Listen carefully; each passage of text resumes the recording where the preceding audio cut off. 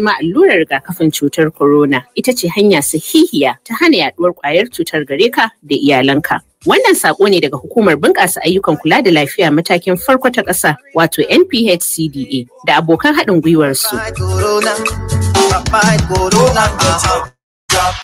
Freedom Pop. Freedom, freedom, freedom, freedom, freedom, freedom.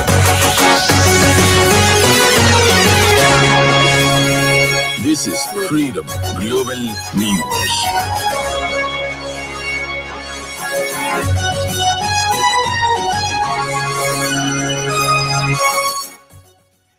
President Muhammadu Buhari gives 2 weeks ultimatum to end the ASU strike. Court vacates order restricting Kano State government from collecting 10 billion naira CCTV loan. Central Bank of Nigeria raises interest rate to 14% to check inflation. And on the foreign scene, the United Kingdom passes 40 degrees Celsius for the first time as heat wave hits Europe.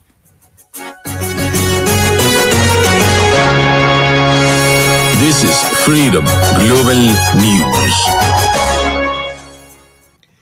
Good evening, you listen to Freedom Global News on 99.5 FM. I am Hauwa Adamu Kiyawa. Today's the 19th of July 2022, which is equivalent to the 20th of Dhul Hijjah 1443 after Hijri. And now the news in full. President Muhammadu Buhari has directed the Minister of Education, Malam Hauwa Adamu, to resolve the prolonged industrial action embarked upon by the Academic Staff Union of Universities, ASU, and other university-based unions. The President gave the directive today after receiving briefings from the relevant government ministries, departments, and agencies involved in the ongoing efforts to end the face-off with the university unions. President Buhari had summoned them to get more information on why the strike had persisted for too long. It could be recalled that ASU had commenced a one-month warning strike on February 14th, and other unions also joined them over the alleged inability of the federal government to meet up with their demands. After Tuesday's briefing, the President ordered the Education Minister to ensure that the areas of disagreement were sorted out within 2 weeks and report back to him. Sources at the meeting also said President Buhari directed that the Minister of Labour and Employment, Senator Chris Ngige, must be in any of the meetings to resolve the crisis.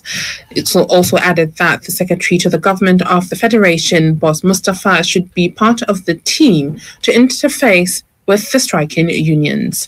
In attendance at the meeting were the Minister of Education, Malam Adamu, the Minister of Finance, Budget and National Planning, Dr. Zainab Ahmed, the Minister of Labour and Employment, Senator Ngige, the Minister of Communications and Digital Economy, Issa Pantami, the Head of Service of the Federation, Dr. Folashade Yemi Eshan, the Chairman of National Salaries, Income and Wages Commission, Ekpo Nta, and the Director General Budget Office, Ben Akabuithi. A federal high court in Kano today vacated an interim injunction it earlier granted restraining the Kano State government from borrowing 10 billion naira. The suit was filed by Dr. Yusuf Isiaq Rabiu, Director General of a coalition of NGOs, Kano First Forum, seeking an order to stop the Kano State government from securing a 10 billion naira loan. The respondents in the suit are the Governor, Attorney General of Kano State, Commissioner of Finance, Kano, and the Speaker, Kano State House of Assembly. Others are Axis Bank, Federal Ministry of Finance, Debt Management Office, and Fiscal Responsibility Commission. It could be recalled that the court had earlier restrained the government from borrowing the money for the installment of closed-circuit television CCTV cameras and parties to maintain status quo. Justice Abdullahi Liman vacated the interim order made on July 1st following the respondents' counsel Muhammad Dahiru's application, urging the court to discharge and set aside the earlier order it granted against its client. Justice Abdullahi Liman vacated the order, relying on the basis shown by the applicants only misrepresentation and concealment of fact materials. He transferred the case to a vacation court as the Federal High Court will begin the annual vacation on Friday. The adjourned date will be communicated to both parties. Meanwhile, the Kano State Ministry of Health said there are no reports of anyone infected with cholera in Kano State currently. Commissioner of Health Dr. Aminu Ibrahim Sanyawa stated this at a press conference held today in Kano. He added that unsanitary environment and open defecation aggravates the spread of the disease, especially during the time of the rainy season. Especially during rainy season, due to poor personal and environmental hygiene, poor sanitation, poor waste management, and open medication, all of which promote people oral transmission of the causative agent of the disease. To ensure good personal as well as environmental hygiene and sanitation, avoid open medication, ensure hand washing with soap and water, clean water, self-preparation and self-storage of food. He noted that from the beginning of this year, there had only been at least 189 people who were infected with the disease and 5 people died. Of this year, a case of watery diarrhea and vomiting suspected to be due to cholera was reported at Batobohukan, which was promptly investigated and treated. Since then, we had a total of 189 cases in 20 local government areas, out of which 184 are fully recovered, no active case with 5 deaths. It will interest you to know that food and water contamination, poor waste disposal, open education, among others. Correspondent Safara Tijani Adam reports that the commissioner noted that last year there was a report of 12,016 people who were infected with cholera in the state, whereas 329 people lost their lives. Another sporting arena, Minister of Youth and Sports Development Sunday Dare has saluted the gallant and spirited performance of Nigeria's Super Falcons after their game against the Moroccan women's team in the second semi-finals of the ongoing African Women Cup of Nations. Mamatan Oba has details of this and other sports updates.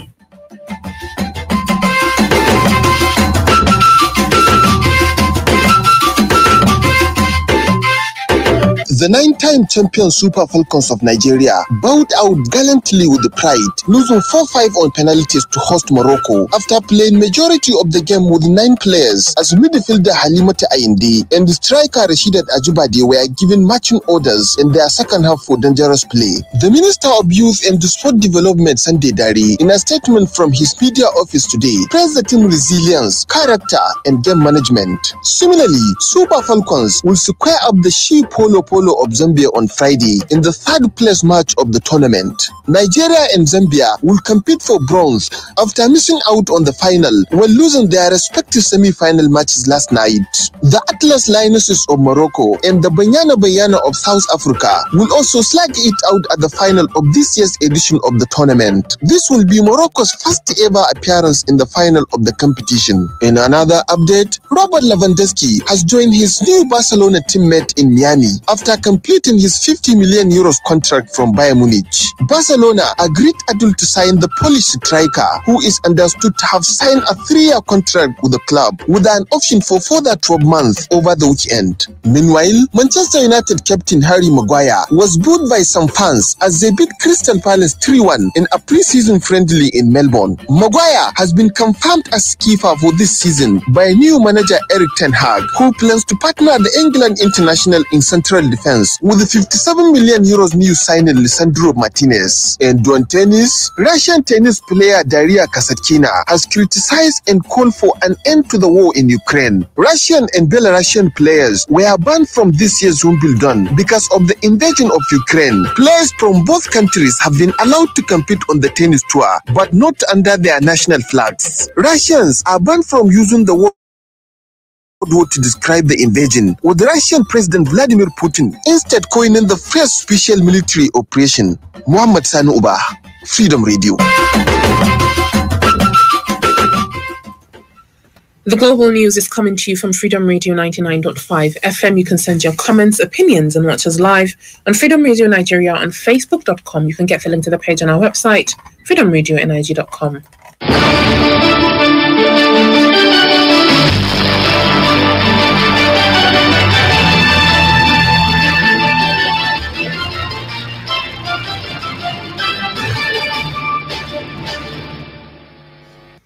Welcome back. You still listen to Freedom Global News on 99.5 FM. The Central Bank of Nigeria, CBN, has raised the monetary policy rate from 13% to 14%. The CBN Governor, Godwin Emefiele, announced this today during the 286th meeting of the Monetary Policy Committee held in Lagos. According to him, it was the right option considering economic realities. Emefiele said the committee resolved that the most rational policy option would be to further strengthen its tightening stance in order to effectively curtail the unabated rising trend of inflation. The monetary policy rate is the main interest rate in a country or economy on which all other interest rates in that economy are based. While the Apex Bank increased the monetary policy rate, it however retained other parameters. On business, Hauwa Adamu Kiyawa has more updates. The Nigerian Electricity Regulatory Commission today announced that power distribution companies collected a total revenue of 193.53 billion naira from consumers across the country in the third quarter of 2021 amid blackouts. Power supply in Nigeria has remained unstable since the sector was privatized in November 2013, as millions of consumers have repeatedly complained of the poor state of electricity supply and blackouts nationwide. However, in its just released third quarter 2021 report, the power sector regulator stated that 11 electricity distribution companies raked in over 193 billion naira during the 3-month period. Meanwhile, the banking sector credit to the government shot up by 35% in the first half of 2022, according to the Money and Credit Statistics for June 2022 released by the Central Bank of Nigeria, which shows that credit to the government rose to 17.9 trillion naira at the end of June 2022 from 13.3 trillion naira at the end of December 2021. The data also indicated that growth rate in banking sector credit to the government was faster than private sector credit, though the absolute volume of private sector credit remains higher. Moving on to the prices of commodity in Dawanau market, 1 bag of maize goes for 21,000 naira, a bag of millet for 26,000 naira, and a bag of guinea corn for 23,000 naira. Hauwa Adamu Kiyawa, Freedom Radio. On this day in 2006, July 19th, in Lagos, a 4-story block of flats collapsed overnight. Muhammad Abba Abdullahi has more on this and other historical events. Red Cross officials confirmed that at least 24 people were killed. It was discovered that the accident was caused by poor constructions. Also, the building was under 3 years old. The building contained 36 apartments and 180 people. There were several businesses on the ground floor. On this day in 2005, President George Bush announced his choice of Federal Appeals Court Judge John Roberts to replace Supreme Court Justice Sandra Day O'Connor, which Roberts ended up succeeding Chief Justice William H. Rehnquist after he died. Also on this day in 2011, former British Prime Minister David Cameron from 2010 to July 13, 2016, who was succeeded by Theresa Mary May, visited Nigeria as part of his walking visit to Africa. He was earlier in South Africa where he held discussions with President Jacob Zuma. He was in Nigeria to push a message of trade and democracy before making an early return home to deal with the spiraling fund hacking crisis. David Cameron took part in a press conference for former President Goodluck Jonathan at a state house in Lagos. Muhammad Abba Abdullahi, Freedom Radio. And on the foreign scene, a fierce heat wave left Western Europe sweltering today, fueling ferocious wildfires and stretching emergency services as it swept north and pushed temperatures in Britain over 40 degrees Celsius for the first time. After the United Kingdom's warmest night on record, the Met Office said 40.2 degrees Celsius had been provisionally recorded by lunchtime at Heathrow Airport in West London, taking the country into uncharted territory. Britain's previous all-time temperature record of 38.7 degrees Celsius, set in Cambridge in Eastern England in 2019, had already been smashed earlier today. The Met Office Meteorological Agency said for the first time ever, 40 degrees Celsius has provisionally been exceeded in the UK, warning temperatures are still climbing in many places. Experts blame climate change for the latest heat wave and note that more frequent extreme weather will only worsen in years to come. The high temperatures have triggered an unprecedented red alert for extreme heat in much of England, where some rail lines were closed as a precaution and schools shut in some areas. All trains were cancelled from London's usually busy King's Cross station, leaving many travellers stranded. But with road surfaces and runways melting and rails buckling, Transport Secretary Grant Shapps said much of Britain's infrastructure is just not built for the temperature. And with this, we've come to the end of today's Global News. On behalf of the entire production team, I am Hauwa Adamu Kiyawa.